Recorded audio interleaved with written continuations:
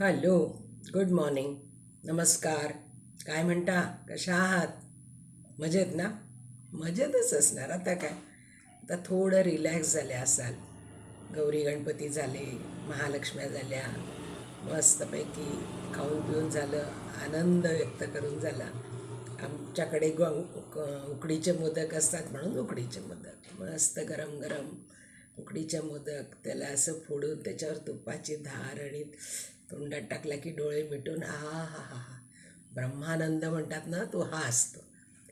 असं सगळं सागर संगीत आपण केलं आहे.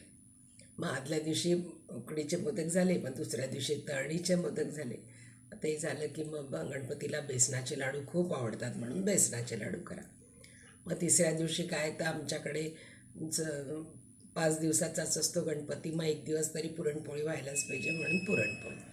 मग पेढे आले होते गणपतीसाठी, मग पेढे उरले म्हणून पेढ्यांची खव्याची पोळी आहे ना. असं करत करत करत 5 दिवस एकदम, 10 दिवस, 11 दिवस एकदम मस्त सुखात गेले. त्याच्यानंतर जाणवलं, हिशोब केलाच नाही किती खाल्लं आणि काय खाल्लं. मग जाणवलं, अगं बाई किती खाल्ल्या गेलो, आता नाही बरं. तर यावेळी बिलकुल काही खायचं नाही, मला गोड नकोच.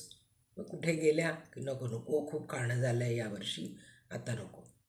असं करत करत मग ते म्हणतपर्यंत तर तुमचा नवरात्र येऊन जातं. मग नवरात्रात 9 दिवस उपवास असतात म्हणून मग पुन्हा गोडाचं, तिखटाचं सगळ्या प्रकारचे पदार्थ करून करून उपवासाचे पदार्थ. मग साबुदाण्याचे वडे असतील, हे असेल ते असेल, सगळं खायचं. ते नाही होतं. दसरा येतो, मग दसऱ्याला आमच्याकडे काय तर पुरणपोळी लागतेच. 2 का होईना पण पुरणपोळ्या बनवाव्याच लागतात. मग पुरणपोळी खायची. मग लोक येणार दसऱ्याला म्हणून पुन्हा आपण मिठाई पाहिजे घरात, हे पाहिजे घरात लोकांना द्यायला. लोक येऊ न येऊ आणून ठेवायचं भरपूर घरात, आणि मग काय वाया जाऊ द्यायचं का, एवढं आणलं आहे तर म्हणून येता जाता फ्रीज उघडायचं आणि तोंडात टाकत जायचं.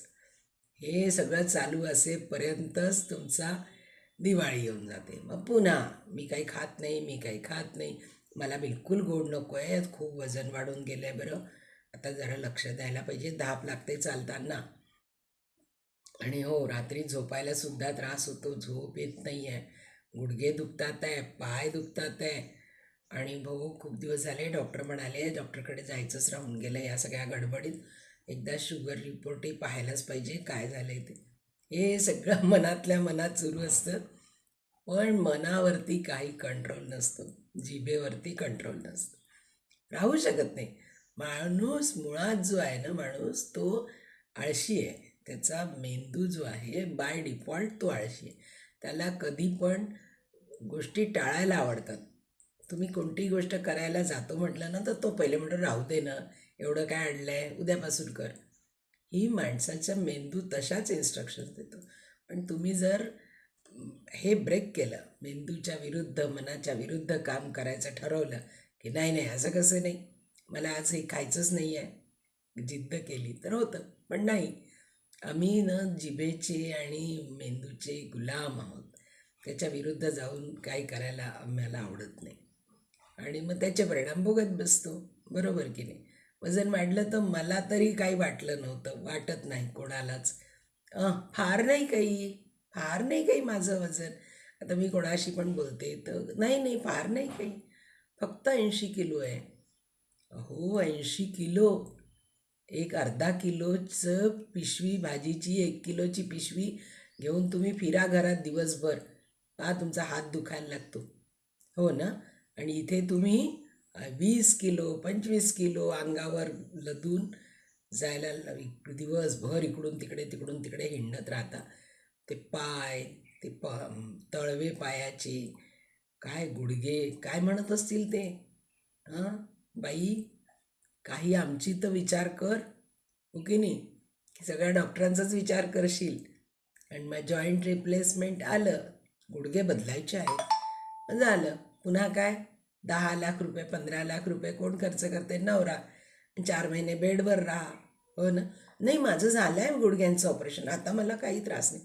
नवऱ्याने मोजले ना त्याच्यासाठी 15,000 रुपये, 15 लाख रुपये. हो ना. मग त्याचं काही नाही. आणि ते कोणी केलं होतं? शेजारच्यांनी येऊन वाढवलं का तुमचं वजन? नाही ना, स्वतःच. गुडघ्यांची काळजी कोणी नाही केली, तुम्हीच. म्हणून म्हणा घुटणे में दिमाग, तर घुटणे में दिमाग नाही ठेवायचा, घुटणे शाबूत ठेवायचे आहे ना.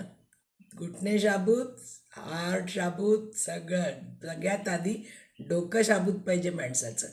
Positive mindset. आणि बाय डिफॉल्ट माणसाचा मेंदू हा निगेटिव्ह विचार करण्यासाठीच असतो. तो तसाच विचार करतो. काय होतं, इतक्या लोकांनी गुडघे बदलले, तुम्ही बदलले तर काय आहे? सगळ्याच बायकांचे बदलतात आजकाल. सगळ्यांना शुगर असते आजकाल. BP तर काय आमच्या घराण्यातच आहे. माझ्या आजीला होता, माझ्या आईला होता, मग मला येणारच आहे तो. कोणी सांगितलं की वंशपरंपरागत तुम्ही हे सगळं घेऊन चालणार आहात?